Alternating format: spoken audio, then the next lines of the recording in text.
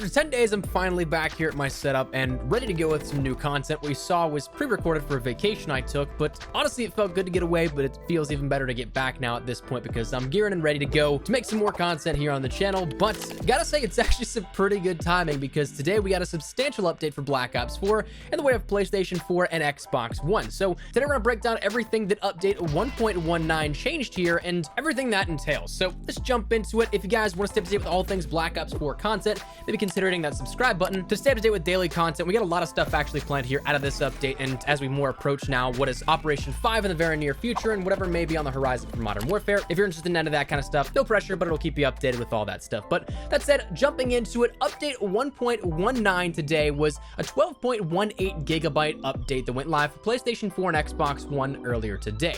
PC's update, as far as I know, was delayed until Thursday, so that will be something that comes along for you guys in a couple of days, but also then combat some what is probably going to be some data mined content, either pointing towards the next operation or some things in relation to the new content coming up with the mini stream, which my guess is probably going to be next Tuesday here, in which we get that ultra weapon bribe debuted to us, and also anything that comes along with maybe a new weapon in that or some new customization. But if you jump on two of those three platforms, obviously today you end up having it, and then out of that you'll end up having a brand new main menu selection once you boot up the game and you jump into it. Of course, you have your four main game modes of MP, League Play, Blackout, and Zombies, with a couple of different main featured playlists on those initial tiles. Capture the Flag being for MP, League Play being the regular World League, Alcatraz, Portal, Quads, and then the Unsinkable Hard Gauntlet is the featured playlist here for this one. But now jumping into the more so meat and potatoes of everything, not just the on the surface stuff, the big thing here out of this across all four modes was contracts. That is the biggest part here out of this update, and probably what is the most noticeable for all game modes and whatever you end up playing here with this one.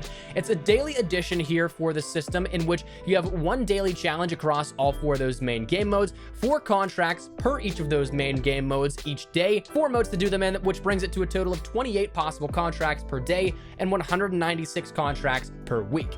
All contracts can be found in the contracts tab underneath, where previously it just showcased the days of summer or whatever operation it was in your tier, and the reserve progress, where you then jump into the black market from that. It's right underneath there, and you'll be able to view your daily challenges and contracts for each of your main game modes. Now, one big thing here is that all contracts are individually based on the player, but it seems like there's kind of a pool of them on rotation, so your challenges may not and probably won't be the same entirely as, say, your friend you're playing with, but at the same time, you're probably going to have challenges that they have at some point, so be aware of that. They're not all the same, but it is based on individual cases from a selective pool of contracts available.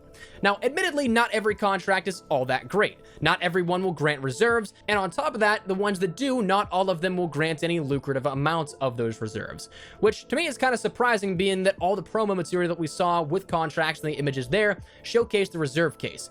Of the 4 or 5 contract images that showcased about a dozen challenges, only one of them didn't have reserve case, so it's a smaller yield than anticipated, but still probably half a dozen to a dozen more reserve challenges per day, sometimes yielding upwards of maybe, say, 15 cases given the amount that you end up getting per day, with some having a reserve case and sometimes having 2 for your hard challenges. I'm still hoping for some sort of special contract in an ultra weapon bribe or direct route to earning a weapon, but that doesn't seem too fruitful at the very moment. But contracts can be completed across all 4 modes for a total of 196 per week. Just depends on what you're going for here with this. Let's talk a little bit of mode specific changes here and additions here at this. Let's jump over with MP firstly, because I'm pretty sure that's where a large portion, if not the majority of the audience, ends up focusing most of their time. For MP, the big part here out of this is that we got a brand new map, or map variation rather, of Hacienda Twilight. Now, this is just on the cusp of night of Hacienda, hence the Twilight name. Pretty accurate, and there's not much more that can be said about it other than that. But surprisingly, unlike all other map variations, this one actually made some mechanical adjustments. We saw that Arsenal Sandstorm ended up altering a lot of the visibility with the sandstorm that came in, and that really changed the meta of how things played, but the general construct of the map is actually different within Hacienda Twilight. On the hallway closest to Vineyards, that was a really bad choke point, meaning that you had to run through that to get to one side of the map or the other, but it was Head Glitch City for the other side whenever you ended up having to pass that. But now there's an additional side hallway, which you still have to peek that corridor to end up going into it, but now you have that additional layer of cover out of the immediate viewpoint of that sniper or head glitcher's haven. I'm curious to see if this will ever come to regular Hacienda or if it will be strictly for the night variation of it, but it also then opens up the possibility for other map variations having some subtle changes as well. This is something that isn't massive, but like how we saw the addition of Seaside having the additional courtyard compared to it just being blocked off in the alpha and beta, these sort of changes do make some difference depending on how you end up playing it. As for other things in MP, the Mark II leveling fixes came today apparently. This was something that, truth be told, I'm not entirely too fluent on what the issue was at hand here with this. To my understanding, it was something that prevented weapon leveling whenever using Mark II weapons, but apparently that's been fixed out as well. As of the time of recording this, it does seem like there were some weapon adjustments made in MP as well for statistical and analytical attributes of the weapons. It seems like a lot of the SMGs did get adjusted. To me, the Cordite felt like an absolute melt machine, even more so than it was beforehand. The SOG seemed to have a little bit of a better time as well, but right now, as of recording this, no patch notes have been put out just yet. But if there are some weapon adjustments and tuning, I'll do my best to get that link down there in the description below, but also we may talk about it a little further later on down the line, talking about some best classes to use with that as well. As for the playlist that were introduced here, we end up seeing there was CTF, Mercenary Deathmatch Mosh Pit, Endurance Chaos Mosh Pit, Prop Hunts, and Bare Bones Objective Mosh Pit. Truth be told, not my favorite ones out of this week. It doesn't seem like any of these are real big heavy hitters, but that's just my own personal opinion. You guys could totally differ, and that's totally cool. But jumping out over into the Blackout side of things, we actually saw quite a bit of an adjustment here to Blackout. First thing we'll cover is a smaller thing, but there is a new loading screen and some map changes for Blackout again here at this one. Firstly, obviously, you'll just notice the flyby is a different animation here with each of the areas that we end up seeing in Blackout, but also Hydro Dam was fixed as of the map update as well. It seems like there's a little more water as well there, and a few more crates were added to cargo also. So some subtle changes that may end up pointing to another POI or more map adjustments with Operation 5's kickoff in just about 2 weeks time here at this one. But outside of that, we ended up getting new features in Blackout in particular. These new features, the biggest one of those probably being the Blackjack's stashes. Now, truth be told, this is going to drum up a lot of controversy, and I want to dive deep into this a little bit more tomorrow, but today I'm going to stick to just, again, the cold hard facts and info only, not necessarily diving into my own personal opinion here on this, but this is a stash that allows you to pick up and take any DLC weapon that you have on your account. What you can do is take it, drop it, and honestly, you can actually take everything here so that you cycle out and bring out all those weapons in that stash. So this will drastically help out with the sharing meta with your team if you end up having teammates that need a weapon, maybe a better weapon, or something that you may have that they don't. Out of the preliminary testing that myself and a couple other friends that we jumped on and played some Blackout matches here ended up working out with, it seems like you can enter as many times as you'd like, but I'm not entirely sure if that was bugged or not. But for respawn modes like Alcatraz, your entire team can go through and get weapons on that life, but if you respawn, you don't have the chance to go back in and open it up again. Additionally, if you're in a squad, only one player can enter it at a time. You can't have multiple people in there at once. Solos are outside of a squad. It seems like if you find a stash and somebody else already did, it should be locked, but for lack of a tremendous amount of time to test it, I'm not entirely sure if this could be bugged as well. I don't know if my team being able to enter in multiple times in Alcatraz was a bug or not, but from what a blog post by Activision detailed, it seems like it should be a one and done thing, but who knows? Maybe it is a little buggy. But here's the controversy. It's DLC weapons that you own, and let's be real, some of those DLC weapons are absolutely insane.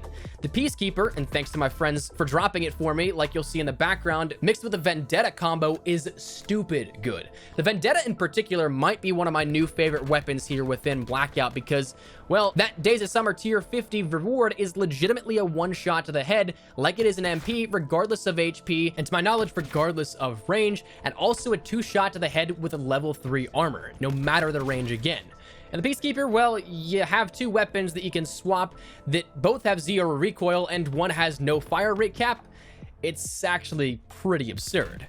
I thought that maybe it would be like the mystery box thing when this was first initially announced earlier today before the update went live and before we got the copying and everybody got their hands on the game, but I thought it'd be like the mystery box where it would be 1 or 2 spawns per match and it was a very rare chance of getting those weapons, and it's like a 1v99 type deal. But when you have, say, probably around a 50-50 chance of getting gunned down by a really good weapon that's off limits to a large number of the population because of multiple spawns and dumb levels of RNG, that begs the question of a literal pay-to-win situation in a BR game mode.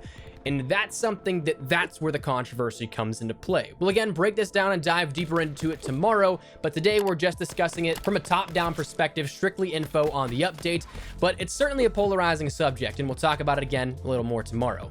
Outside of that, some other new features were added in, such as humiliations, which you can now actually, right now the default one is to stomp on players' heads to finish them instead of just finishing them when they're downed. So you can end up doing a cool little animation here with this one to just hold square or X, and when it comes to PC, whatever you probably have bound for your reload, that's something you end up activating that when you go over to a downed player.